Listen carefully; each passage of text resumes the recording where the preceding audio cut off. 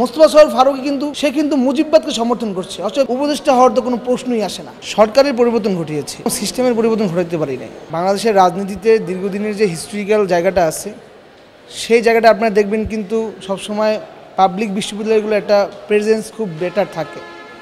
কিন্তু এই ২৪-এর যে গণঅভ্যুত্থানটা হয়েছে, সেই গভর্নর টোটালি ডিফারেন্ট।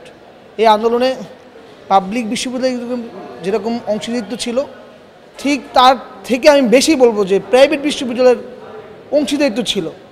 পাবলিক বিশ্ববিদ্যালয় থেকে কয়জন শহীদ হয়েছে, কিন্তু প্রাইভেট বিশ্ববিদ্যালয় থেকে শতাধিক শহীদ হয়েছে, হাজারের উপরে আহত হয়েছে তারা। কিন্তু আলটিমেট আমরা সরকার গঠনের যে প্রতিনিধির জায়গা দেখছি, সেই জায়গাটা আসলে আমরা দুঃখের সহিত বলতে হয় যে আমরা এখনও প্রাইভেট বিশ্ববিদ্যালয়ের কোনো প্রতিনিধিত্ব আমরা সেখানে দেখছি না। সরকারের পরিবর্তন ঘটিয়েছে, আলটিমেট আমরা এখনও সিস্টেমের পরিবর্তন ঘটাতে পারি নাই।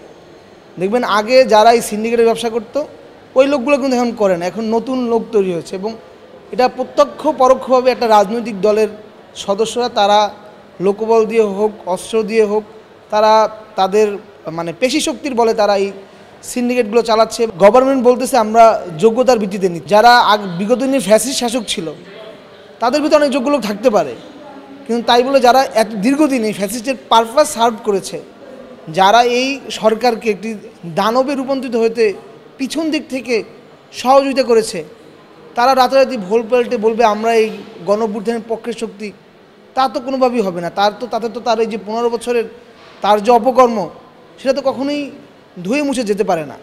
তা আমরা চাই যারা এই ১৫ বছরে বুদ্ধিভিত্তিকভাবে হোক, যার যার অবস্থান থেকে এই ফ্যাসিস্টকে সহযোগিতা করেছে, তাদেরকেই সরকার যেন পুনর্বাসিত না করে, তাদের খুবই দ্রুত শাস্তির আওতায় আনে। উপদেষ্টা হওয়ার তো কোনো প্রশ্নই আসে না। মোস্তফা সরোয়ার ফারুকী কিন্তু সেই রাষ্ট্রকাঠামো সমর্থন করছে, সে কিন্তু মুজিববাদকে সমর্থন করছে। অর্থাৎ সে এই নির্যাতনের বিপক্ষে থাকলেও এই বিপ্লবের যে স্পিড, সেই স্পিডকে সে ধারণ করছে না। অর্থাৎ তার প্রতি যে আমাদের বিদ্বেষ বা বিরোধীদের জায়গাটা, সেই জায়গাটা যে জুলাই বিপ্লবের যে মূল স্পিড, যারা স্পিডকে ধারণ করে না, তারা তো কখনো উপদেষ্টা হতে পারে না। সে এই যে শেখ মুজিবের ছবি সব জায়গায় রাখতে হবে, এইটারও কিন্তু একটু আইন আছে। আমাদের যে এই ফ্যাসিস্টের পতনের পরে যে আমাদের লড়াই, যে আইন ব্যবস্থা ভেঙে দিয়ে নতুন আইন ব্যবস্থা, সেই লড়াই আমরা সফল না হওয়া পর্যন্ত আসলে এটার একটা সুনির্দিষ্ট শুরু হবে না। একদিন আমরা এক জায়গায় ছবি দেখবো, আমরা আন্দোলন করবো, ওই ছবিটা সরে যাবে। কিন্তু আমরা কিন্তু এটা একটা নির্দিষ্টভাবে সম্পূর্ণ কমপ্লিট সমাধান চাই। এই সংবিধান বাতিল এবং নতুন সংবিধান লেখনের মাধ্য দিয়ে এই যে ফ্যাসিস্ট যে সে কালো আইনগুলো করে তার সকল কার্যক্রমকে আইনি ভ্যালিডিটি দিয়েছে, সেই আইনি ভ্যালিডিটি আমরা ভেঙে দিতে চাই।